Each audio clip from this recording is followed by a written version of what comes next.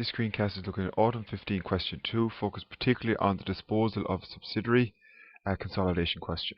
So again, I'm assuming you've looked through the full question and hopefully you've attempted a good portion of it. If not, try and pause it now and at least read through the full financial statements that you're given and also the notes. So the first thing you always do is look at the requirements. In this case, we're asked for two main requirements, the SPLOCI and the statement of financial position, and we'll also do the statement of changes in equity just for completeness. Again, at a high level, always take a quick sense check of the statements that are given. So two investments here that match the two here, so we're not too bad so far. We don't need to split the investment line out. Nothing else looks unusual in the statement of financial position. In the statement of profit and loss or other comprehensive income, the only thing that I'd highlight here is the other income. More than likely when you have other income, there's something to do with intergroup dividends. So I'd put a little star there in my exam paper and I'd say watch that, come back to it. So there's nothing major there. What I typically tell students is have a quick look through each of the notes, just at a high level, figure out what the adjustments are, and again get the background to the case so we figure out what type of investment are Man and Nero under the group of Lear. So the first note tells us that Lear acquired 3.2 million 50-cent ordinary shares a couple of years ago. So it's a prior year acquisition. If they had 3.2, I'll just write down what percentage is that. There's 2 million share capital. That means there's 4 million shares if it's 50-cent shares. So they owned 80%. 3.2 million over 4 million. And again, I'll be just jotting that down on one side of my exam paper as I'm going through. So I know it's a sub. It was bought a couple of years ago when the retained earnings were 5.4 million. And there is a fair value adjustment to property. So that's all I kind of have in my head as I go along. And how is the NCI measured? The NCI measured at fair value. So at that date it's measured at fair value and you're told it. Note 2 tells you there's a goodwill impairment. And again, I draw a link up to note 1 because if you know the goodwill is impaired and you have the NCI measured at method 2, that means the NCI will get some of that impairment. So that's important that you link those notes together.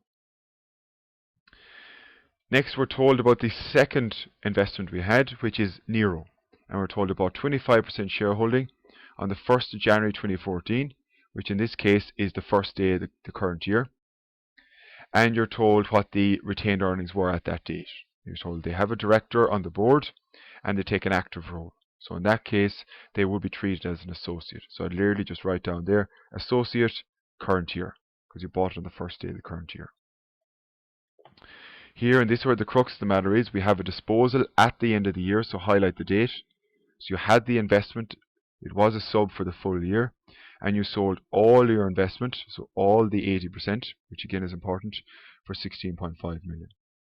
So again, when you're doing disposal, that working is typically towards the end, because you need to do all the other workings in terms of goodwill and NCI before you do the disposal adjustment. You're told Lear had purchased goods or intergroup trading with both the sub and the associate. But there's none of these goods or inventory at year end, so we have some adjustments there. Note 6 tells us about intergroup dividends, and you're told all the dividends received by Lear, which will be 80%, are in other income. So again, you're noting 6 and drawing a line up here to that 160. And the final one then is you're told all group companies depreciate property over 20 years, and they allocate that to cost of sales. So why you need to read those notes down is that note 7 is relevant for note 1. Because when you have a fair value adjustment, you'll also have a fair value depreciation adjustment in the subsequent years. And remember, this was a prior year acquisition, so you'll have a number of years adjustments.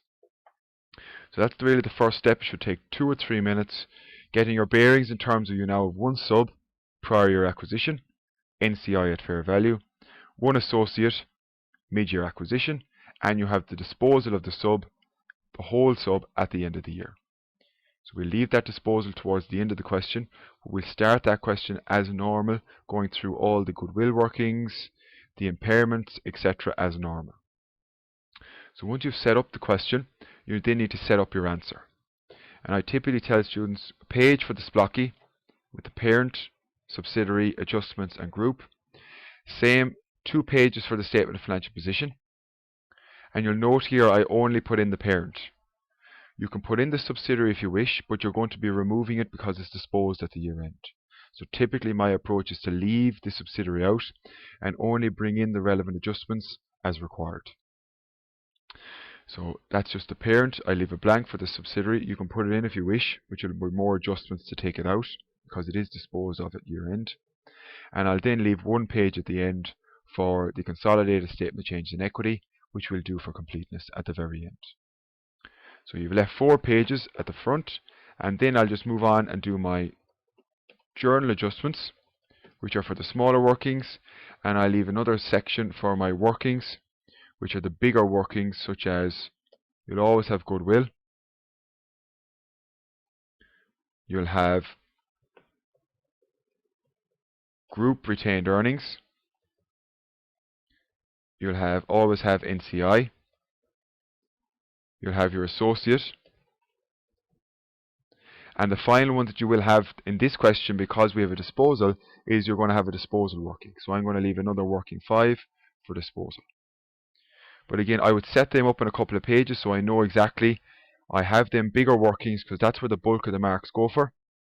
And it's very important that you leave space aside so the examiner can see where you do your workings for goodwill. And smaller adjustments, I treat them as journal 1, journal 2, etc. So it's just nice and clean, and it's a very consistent approach for each question. So the first working we're going to do is our goodwill working. And we know we're going to set it up here. How much did they pay the investment?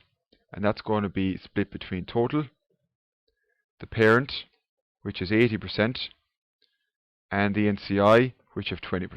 So very standard working each time. We know the parent, which in this case was Lear, they paid 7650 for their investment in man. So you're putting in the investment there, 7650, and the fair value of the NCI you're told in note 1 at that date, which is the 1st of January 2007, is 1.75 million, 1750. So the total investment, or the value, is 9.4 million. And we then compare that to the fair value of net assets at acquisition.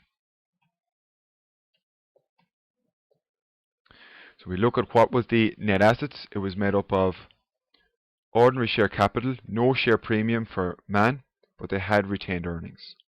So ordinary share capital, retained earnings, and we had a fair value adjustment that we'll deal with in journal 1. The ordinary share capital would not change unless we're told, so it'll always be the 2 million. So 2 million euros or 4 million shares at 50 cents each. The retained earnings, and note this is at the 1 Jan 2007. So it's not this figure we're taking the retained earnings at the acquisition date, which was 5460. And then finally we have a fair value adjustment, which we'll do in journal 1. That's why I do my smaller adjustments there and I let them feed in. You're told that the property was understated by 295,000. So for fair value adjustment, you debit PPE 295 and you credit your goodwill working 295. So I slot that 295 in there. And the beauty of setting up the structure initially, having all this set up, is I just slot in my 295 debit here as well, that I'll never have to come back to the working. So that's the benefit. Slot it in as you go along. Makes it a lot easier at the end to finish off the question. So I've debited PPE, credit goodwill working.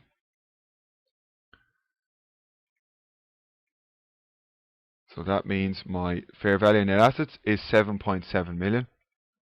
And if I compare that to the overall value that I paid, I'm going to get a goodwill of about 1.6 million. So it's the total minus the fair value net assets. So goodwill at acquisition is 1645. And of course you can split that if you wish. That's 80%. So taking the 6204 from the amount you paid gets you 1446. And the NCI, of course, then has the other 20% of the net assets, and they would have goodwill attached of 199. So you don't need to show that split, but it's useful for the rest of the parts of the question that you know that the NCI is initially measured at 1750. So the goodwill and acquisition is 1645. We can't slot that in yet because we know we also have impairment, which we'll deal with in a second. But that's your initial goodwill working, and again there will be a good chunk of marks going for that, so make sure you lay it out clearly so the examiner can follow it. So 1645 initially, and we'll deal with the impairment in a second. The other thing I want to deal with now, because we have linked it, is we'll finish off the fair value adjustment. So we've done the fair value initially, but now we need to do the fair value adjustment for depreciation. So we're going to do from 2007 up to and including 2014. So that is 8 years inclusive. So it's not 7, it's 8 years if you count them up. So you're going to credit PPE, 8 years depreciation, debit retained earnings, and debit NCI.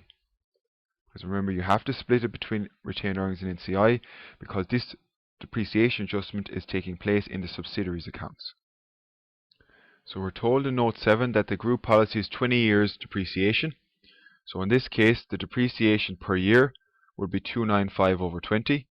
So 15 per year, or 14.8 if you want to be to one decimal. And we want it for 8 years. So the cumulative impact will be going to the statement of financial position, 118.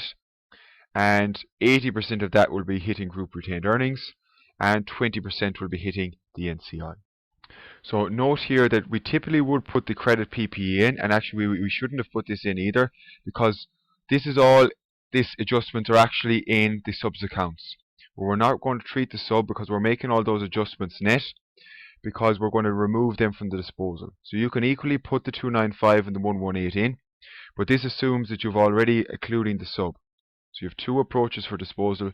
You can include the sub and then remove it again at the end, or you can just leave it out completely and just make the adjustments to the parent at the very end.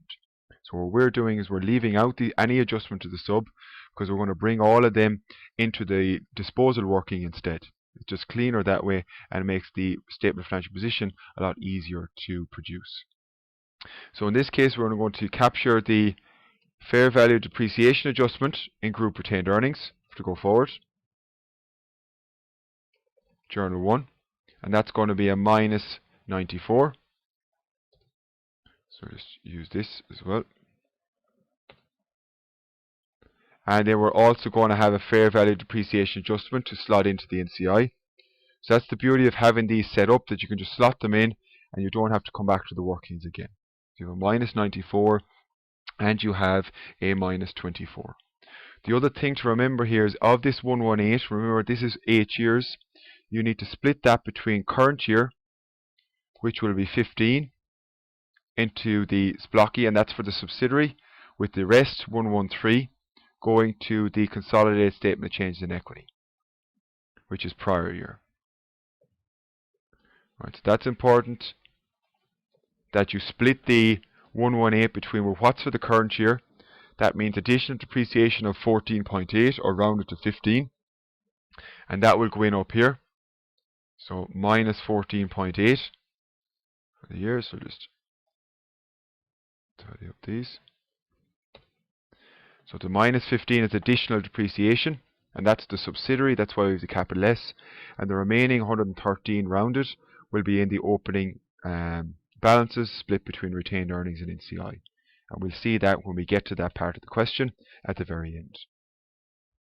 So that's our fair value depreciation done and fair value adjustment. And just to recap, I haven't brought these two adjustments into the statement of financial position because I'm not bringing in the sub at all, because we have to remove the sub at the end. So the easiest thing is to leave it out completely and deal with that via the disposal adjustment. So that's the main difference when you're dealing with disposals, is you don't typically bring in the subsidiary to the statement of financial position column. The next adjustment we're going to do now is the goodwill impairment. So goodwill has been impaired during the year, or at the end of the year, of 250,000. So again, remember, because we said we're using NCI at fair value, you're going to credit goodwill, but you're going to split it between retained earnings and the NCI. Because you're using method 2, NCI at fair value, you need to attribute some of that to the NCI. So the credit goodwill 250 times 80% for the group and times 20% for the NCI. And that is a relevant expense for the subsidiary, so I'll put it in the blocky and do a capital S as well. That's to signify that it's going to impact subsidiaries' profits.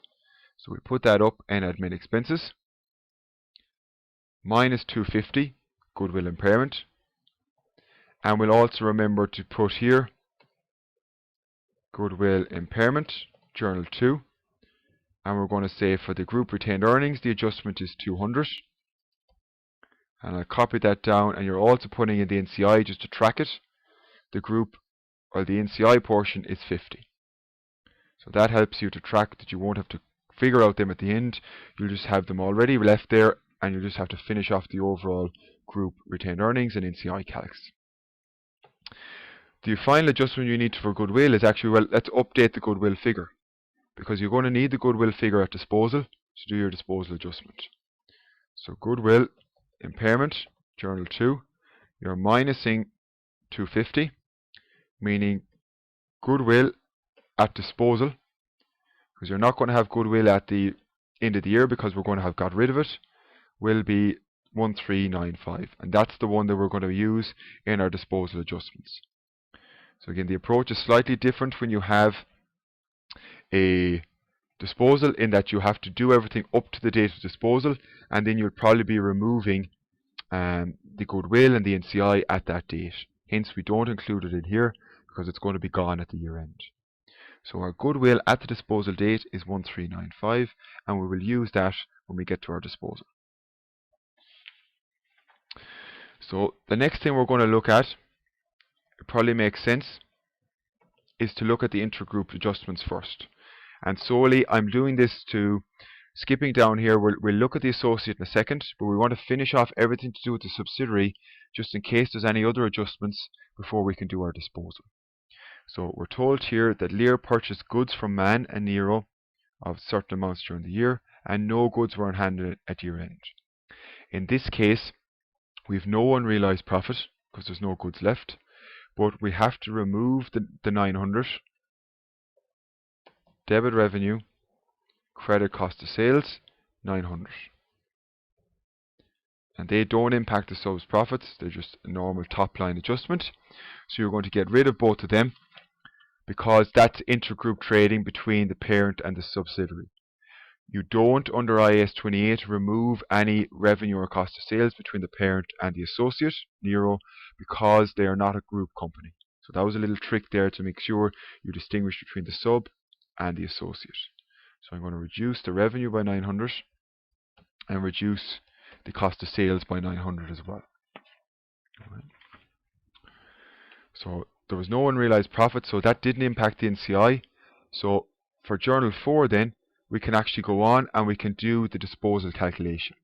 We've everything done. The dividends will not impact the NCI calculation disposal because they're already paid during the year. So you can do them beforehand if you wish, but the main thing is get all the relevant adjustments complete before you try and do the disposal calculation. So we now need to figure out what's the net assets at disposal and see was there a profit or loss on disposal. So the first thing to figure out is we need our goodwill at disposal, which we have, but we're also going to need our NCI at disposal. So to calculate our NCI at disposal, we have to figure out what's the post-acquisition earnings for Man, and then see how much the NCI should get. So retained earnings at acquisition, which was 2007, and then retained earnings at year end, which is the end of 2014. So we compare both of those. The retained earnings at acquisition were 5460, as we've seen up here, and the retained earnings at the end of the year, at the date of disposal, is 17835. Okay, so we don't need to account for the disposal or the dividend because that's already taken into account and it's been paid. So that's okay, you don't need to adjust that back. You only do that for initial goodwill calculations.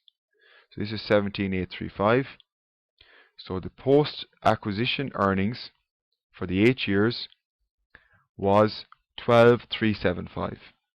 So they've made 12,375, of which the parent will get 80% and the NCI will get 20%. So the parent gets 80% of the post-acquisition profits and the NCI gets the other 20%. So if we sub them in, that means for group retained earnings, the MAN post-tax profits from Journal 4 gave 9.9 million to group retained earnings, and we're particularly interested for the NCI that they give the NCI 2.475 million, because once we have that figure we can then calculate, well, what actually is the closing balance on the NCI at the date of disposal, because we need to remove the NCI at that date as well. So it's important that you have to finish your goodwill completely and your NCI calculation before you do the disposal, because they're going to be removed on disposal.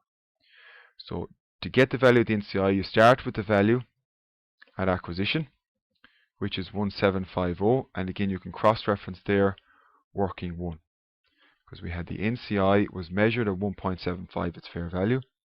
You add on the relevant adjustments or movements over the 8 years, getting you NCI at disposal date to be 4151, and you need to do that before you calculate the profit or loss on disposal, because you have to remove anything to do with the NCI at that date. Now of course you could have brought in the 415 up here if you had included them, and then you will remove it now when we do our disposal adjustment completely. Either or is fine.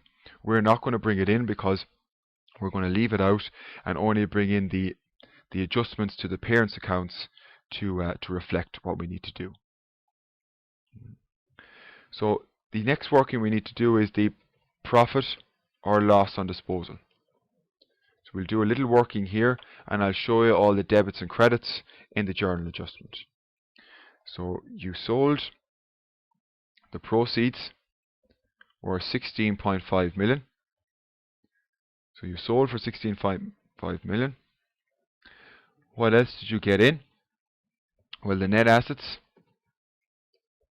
at disposal were ordinary share capital, retained earnings, any goodwill not impaired, and you also have to bring in the NCI as well. So that's how you calculate your profit or loss on disposal. We had no residual interest, we sold it all, so it's 16,500. The ordinary share capital won't change, it's still 2 million. The retained earnings at the disposal date, which is at the end of the year, which is thankfully a bit easier to calculate then, 17,835. The goodwill not impaired from working 1 is 1395, and again you will put the minus figure which reduces it for NCI is 4151. And the final adjustment to remember that you've already brought in as well as part of Journal 1 is the fair value adjustment. Now note how you bring in the fair value adjustment. It is the full 295 minus any depreciation to date. So they are the little smaller things at disposal that you have to remember, that when you have a profit or loss on disposal calculation, you need to bring in goodwill not impaired, bring in the NCI at the disposal date, so you need to calculate that, and you also need to bring in any fair value adjustment net of depreciation. So we're bringing them all in here instead of bringing them in up here and then taking them out. So we're avoiding the duplication, we're just doing the adjustment once. You can equally do it that way as well, and you will come to the same answer. So the share of net assets that's entitled to us is 17,256, and comparing that to what we actually sold it for, we're going to show a loss on disposal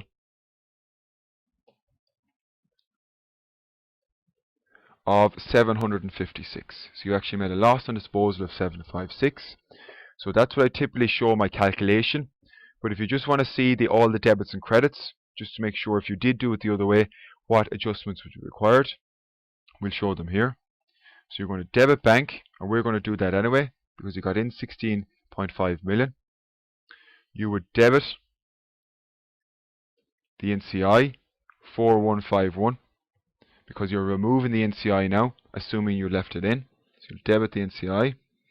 You're going to credit PPE, credit property, plant and equipment. The amount of property, plant and equipment that the sub had already was 16,340. So 16,340. Add on the 295 and take away the 118. 16,517. So again, that's assuming you had made all those adjustments. You would then have to, if you were gone up here, had your amount, which is 16,340, then you added on 295, took off 118 for the depreciation. You'd need to take off the rest of it to remove man completely, because it's now sold at the year end. So that would be the journal adjustment. You then need to credit inventory. Inventory at the year end is 2800. You would credit trade receivables, which at the year end were 4300. You would credit bank and cash, again for the amount that you're losing, 120, because at the year end the sub had 120 that you now are selling on, because it goes with the business. So it's credit 120.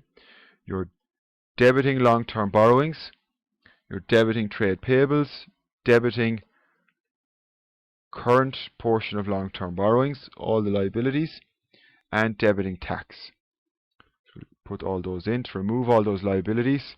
That's 1400. That's 1950, 135, and 240. And the final two adjustments is you also need to remove your goodwill, because you'll have updated goodwill at the end of the disposal date of 1395. You credit that, and the balance then you have 24,376 on the debit, and you have 25,132 on the credit. So the balance there is debit group retained earnings of 756. So that makes you 25,132, 25,132. Now again, that's assuming that you've already left the subsidiary in up here, and that you've made the relevant adjustments as we went. Sometimes it's just easier to leave out the subsidiary completely and only bring in the relevant items for the parent. So we'll only be bringing in the bank, and we'll be bringing in the group retained earnings of 756. So the other adjustments, really, you could bring them in, but you're going to be taking them out again. So it's nearly cleaner from a presentation point of view to don't bring in the sub in the first place and just make the adjustments that are needed. So in this case, you're going to bring in the bank from the parent, got 16,500 for the disposal, and the 756, which is current year because you sold it during the year, you're going to increase group retained earnings, or sorry, that decrease, because it's a loss on disposal. So you can reference there working 5 or journal 4, whichever one, of minus 756. So that's obviously going to reduce it, 756. And don't forget also to put it in this blocky, because it is a current year item. So you're going to put it in this blocky. We'll put it in admin expenses, minus 756. So that's impacting the parent for a loss on disposal. Debiting group earnings, which means you're reducing group earnings. Right, so that was the trickiest element there, that you didn't really need to do all of these, but just for completeness to show you that is sufficient. But you need to remember you need to bring in the cash to the parent account, because they will have the 16,500 now, and show the loss on disposal in group retained earnings, and also because you sold it during the year in this blocky for the year as well. So that's the main adjustment there in terms of the disposal or entire disposal of subsidiary at the 31st of December 2014. So we'll now try and finish off the rest of the question. We have journal 5.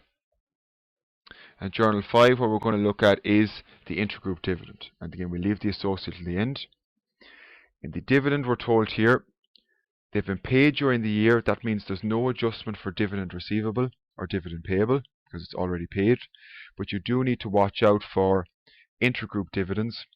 So the sub dividend was 200,000, of which the parent share is 80% and the NCI share is 20%. So straight away we can see the 160 matches the 160 we see in other income. So we're going to put there the star other income. So we need to remove that 160. That's the only adjustment you make. So it's quite an unusual one. All you need to do is remove it and say that's intergroup dividend. Don't present it as other income. You don't need to make any other adjustments. When it's paid, it's very straightforward. Just remove the other income from the parent's P&L. The NCI share is useful because you're going to need that for the statement of changes in equity. So just put a label there, because if the NCI gets a dividend, it will show up in the NCI column of the statement of changes in equity when you prepare it. And that will be 40. So the final adjustments we then have to make in the question is to deal with the Nero, which we left till the very end, because we focused on the disposal first, is the associate. And the first thing you need to do is check for a gain for bargain purchase. So again, it's not clear in the question that you have to do it, but it never will be. You should know from IAS 28, you compare what it cost you to the net assets at acquisition. So you paid 3,020,000 for your 25% share in Nero. So you paid 3,020. And what you got was ordinary share capital worth $1 million. And retained earnings, which you're told in the question at the acquisition date, were 12,285. So 12,285. So adding them up, that's the net assets was 13,285, of which the parent's share, well, not even a parent, of Lear's share, which is 25%, comes to 3,321. So actually, in fact, you paid 3,020,000 for something that is worth 3,321. So you do have a gain from bargain purchase to the tune of 301. So that's, if you didn't check for gain from bargain purchase, you would have done the wrong adjustment, i.e. none, and you would have lost easy marks. So IAS 28 says you must increase the value of the investment in associate,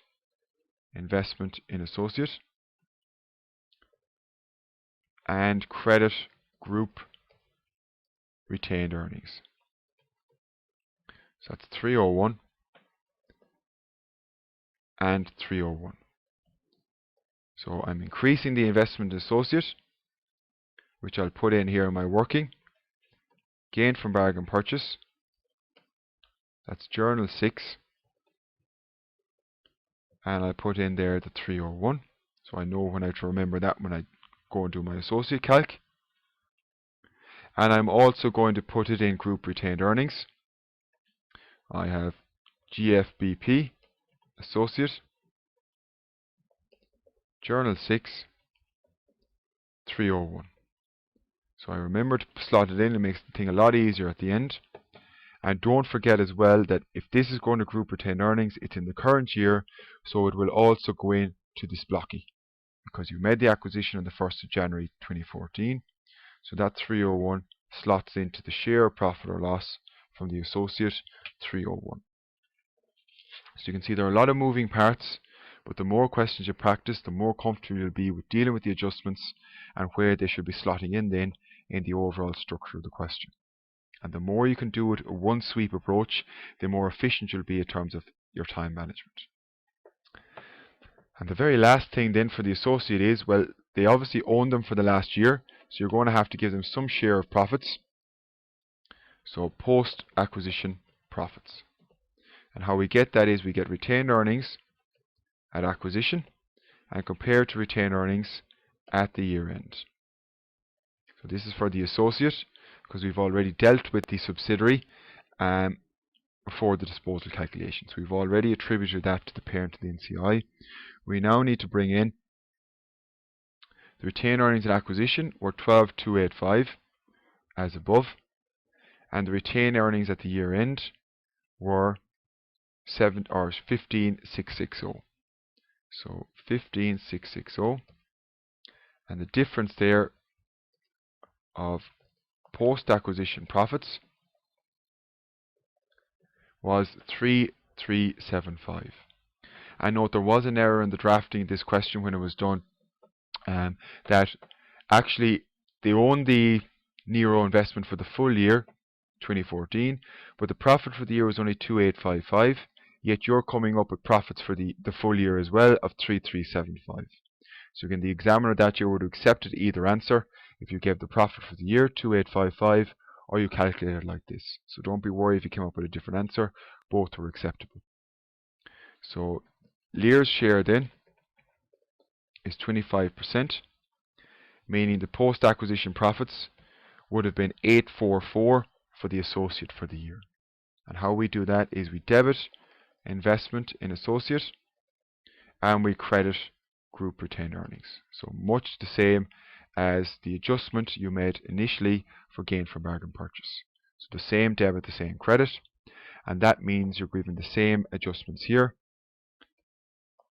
Post-tax profits, journal 7, 844, and then for the group retained earnings, post-tax profits, associate, journal 7, 844.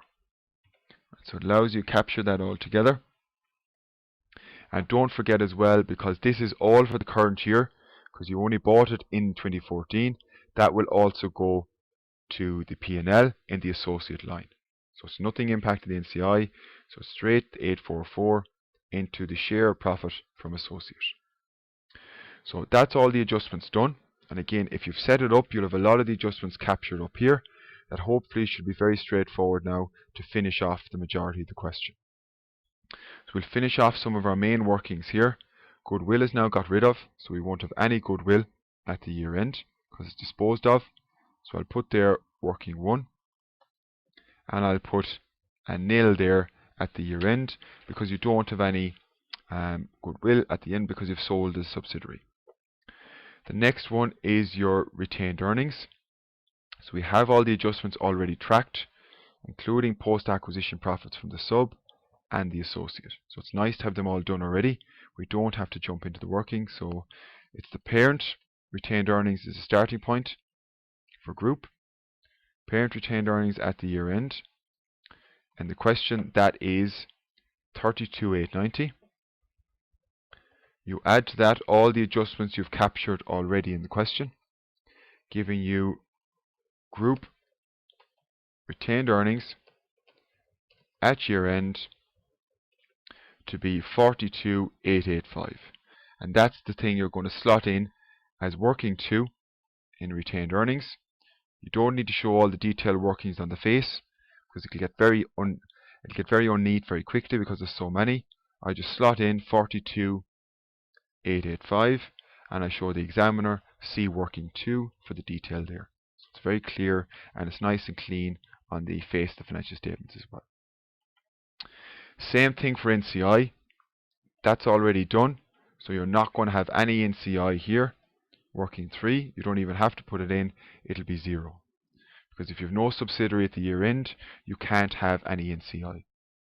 So what you may have done is brought in the subsidiary before and you might be adjusting out. So you'll bring in the 4151 and then you'll take it out again when you make your disposal adjustments. But that's fine as well. But the in position is no NCI overall. And finally then the associate, to get the closing balance, you start with the cost, which you know you paid from the question, 3020. You add on your gain from bargain purchase to get you to 3321, which of course we know is the correct value of your share initially. That's why IAS 28 requires you to bring it on. And then you add on your share profits for the 12 months, getting you to the associate. So 4165, and you put in there working 4 be 4165. So now we've finished the associate as well. You've put in the 4165. We've all our major workings done. So we're just going to finish off the rest of the statement of financial position, which again, because we've no subsidiary, it's really just the parent balances. So you're just taking the parent balances on, plus any adjustment, the only main one being bank and cash. So it's a bit more straightforward here, because otherwise if you put in the subsidiary, you'd then have all the adjustments in and you'd have to take it out again. So a lot of the time for disposal, it's cleaner just to leave out the subsidiary completely and do all your adjustments in the workings. So this is 7500, 200, equity of 50, and again no NCI, meaning we still have equity of 50,585. Borrowings are 2800, and all of these remain the same as well. So overall, the prep of the statement of financial position is very much based on the parent, with one or two small adjustments, particularly just bringing in the bank and cash. And you have a couple of these, particularly the main ones, where you'll go to detailed workings to show the examiner where the figures are coming from. But the overall answer is total assets is 57,685. And once you've that done, then it should be hopefully straightforward also to finish off your splockie, because all you're doing is adding across your parent plus your sub plus adjustments. So just tidy that up. So it should be fairly straightforward going down along. You have your total gross profit. There should be nothing here because you've now removed all other income, because that's intergroup dividend. You'll add across parent and sub distribution costs, admin expenses, finance costs, and the share of profit for the associate, which includes their profit for the year 2014 and the gain from bargain purchase due to the acquisition at the start of this year. So you wouldn't have this in if it was a prior acquisition. Because we bought it on the first day of 2014, therefore it's in the current year. Right, so that's why it's in. The tax for the year is parent plus the sub. And note, although we've disposed of the sub at the end of the year, we still had it for the 12 months. So you had it right up to the end of the year. If you disposed of it at the end of June, then you'd only have 6 over 12 here. But because we had it for the full year, we bring in the full amount. So that's what can confuse students, because we won't have it in the subsidiaries or the statement of financial position, but we will have it in the P&L as far as we had kept it during the year. And we had kept it for the full year 2014, so we'll have the full year results. And unfortunately, where students lose marks is they now do not split the profit. So profit attributable to, and then you go owners of parent, and then the NCI. So you need to split that at the end to show the examiner you know that's a core part of the consolidated financial statements, that you have to split the profit between the parent and the subsidiary. And a lot of students will just do, well, that must be the subs profits for the year times 20%. Unfortunately, it's not as easy as that, and this is where the S label comes in. Because that 197, some of these adjustments have been made to subsidiaries accounts. And for any adjustment that's made to subsidiaries accounts, such as the 250 and the 15 here, or technically it's 14.8, those two are also going to impact your calculation of the NCI. So here we're going to have, it'll be 1970 minus 14.8, which is the rounding down of the depreciation for 1 year, minus the 250 Goodwill Impairment, times 20%. So you see, that's why we put the full 250 and the full 15 in here, because we'll then split it 80-20 down at the bottom of the splockie. So that means the NCI, I'll just put this in the right format, has profit of 341, and of course the rest of the difference then must go to profit from the parent. But that's a key element of the consolidated splockie, and if you don't do that split, you will lose out on a few marks. So make sure you remember at the end, and if you had other comprehensive income, you'd have a second split as well for total comprehensive income. But we had no revaluation gains here, so it was just the one split. So that was the main part of the question. You were asked for the statement of financial position and the SPLOCI for the year. But we're also going to do the statement of changes in equity just for completeness. And again, remember, there's nothing new here. You can't do this till the end because you need the results of the prior two statements.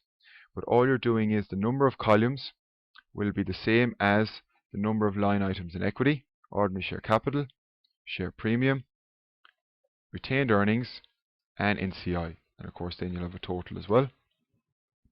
And for here then it's just put in thousands just to make sure we're aware.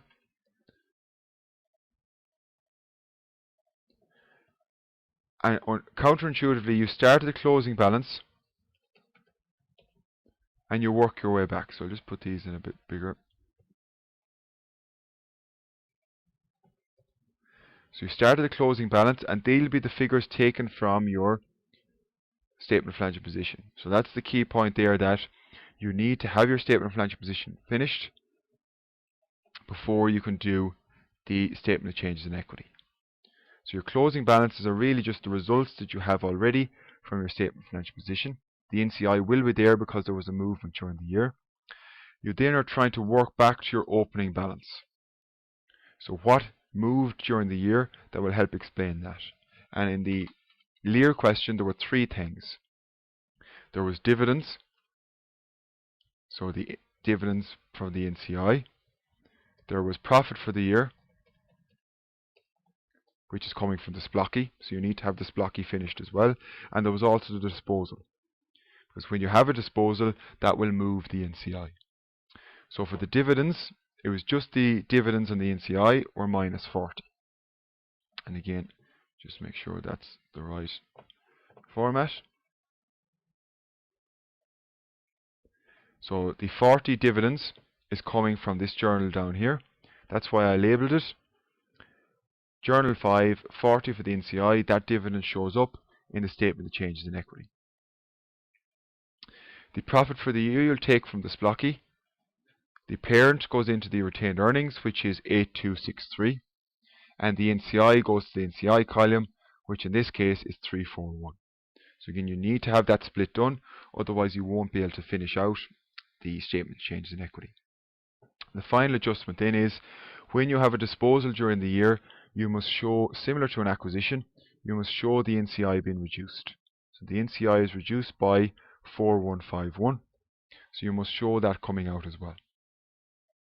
Right, so they're the main movements during the year. And what you do then is you back into what the opening balance must be. So the opening balance here must be 7500, must be 200. For this, we work back and say 42 is the answer. I know I added on 8263 during the year. That means I must have had an opening balance of 34622, 34,622. And again, we'll be able to prove that in a second to show that actually is correct. And we'll prove it in a small bit. Same approach for the NCI. Closing balance is 0. Take off my movements during the year, meaning I must have had an opening balance of 3850, that if I took off these items during the year, it will get me to 0. And again, we'll prove that from first principles. You don't have to in the exam, but it's useful to understand where the figures are coming from. But they are the three key steps in a statement of changes in equity. You start off with the number of columns from your statement of financial position, along with the closing balances. You then slot in the movements you know were in the year and that will show up for moving elements of the equity. We had 3 in this case, and then you back into what you think the opening balance will be. So let's just prove of opening group retained earnings, where you'll have the parent, you'll have the sub, and you'll have the associate. So the parent retained earnings, and remember this is at the 1st of the 1st 14. The parent retained earnings, the 1st of the 1st of 14, you can figure out they will be 32,890 minus 6670. Where that's coming from is you have the retained earnings at the end of the year, 32,890, and you take off the profit made in the year 6670. No dividends, so that must have been the profit or retained earnings at the 1st of January 2014. You have the sub for a number of years, so you owned it since 2007. So what we're trying to figure out here is, well then, what's your share of retained earnings at that date? So retained earnings at acquisition would have been, we calculated here, 5460. Retained earnings at 1st of the 1st of the sub would have been 17835, which is the retained earnings at the end of the year, minus the profit for the year, which is 1970. Add on the dividends, which in this case are 200. So the retained earnings at the start of the year would have been 16065. So that was tricky that you have to work it back. That means post-tax profits would have been 10.6 million at the 1st of January 2014.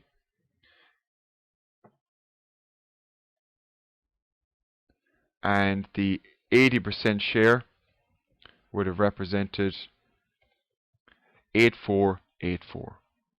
So again, there's a small bit of work there, but the key point was you can prove that this should be 8484. So the share for group of the retained earnings since acquisition up to the 1st of January would have been 8484, and the associate would have had nothing because it was acquired during 2014. So again, you don't need to be able to prove this, but it's good for first principles when you're studying to understand where the figures are coming from, to check if you're right. However, if I add up that, it only gets me to 34704. So we're not exactly where we need to be. And the main reason of that is we had a prior year fair value depreciation adjustment, and that is to the tune of 113, which is the prior year. So you see the way we label it here, and 80%. So minus 113 times 0.8. Alright. So there. That shouldn't be 113, that's my own. That should be 103. Apologies. So 103. So that would be 103, giving me, if we round this up, just to get the right format, it is 34622. So you see that's, and it's good for students to see that's exactly where the figure is coming from. In terms of when you say there's a prior year goes to statement of change in equity, you can prove that it's actually part of the opening balance. Now, you won't need to prove that in the day of the exam, but it's good for ScienceTech to understand when we say prior year, that's what we mean. We would have charged 103 for depreciation in prior years, 80% which would have went to group retained earnings. And we can do the exact same setup now to proof of opening NCI. So we want to prove where the opening NCI came from. Are we correct? Well, you start off with the value at acquisition from working 1, which was the initial fair value 1750. That's your starting point. Then you want to see, well, how much profits did they make since 2007? We know the post-acquisition profit was 10.6 million, and they are entitled to 20%. So again, 80% goes to group, 20% would have went to the NCI. But if we tot that up, we're again not exactly where we need to be. We're a bit higher, and of course the prior year depreciation comes in here again, because you need to split it between the retained earnings and the NCI. You split the 15, 80, 20 up here, and we split the 103, 80, 20 in opening balances in statement of change in equity. So this would be 103 times 20%. And that gets you 3850, which we've proved from before. So it's just useful that you can understand where the figures are coming from, This is the 103 adjustment, but it's split between opening retained earnings and opening HCI. The associate will have nothing to do with the 1st of January because you only acquired it at that date. So it wouldn't have any impact on group retained earnings until post-acquisition. This was pre-acquisition. So that was a very advanced exam question in terms of looking at disposal of subsidiary and also dealing with an associate. So that was Autumn 15, question 2.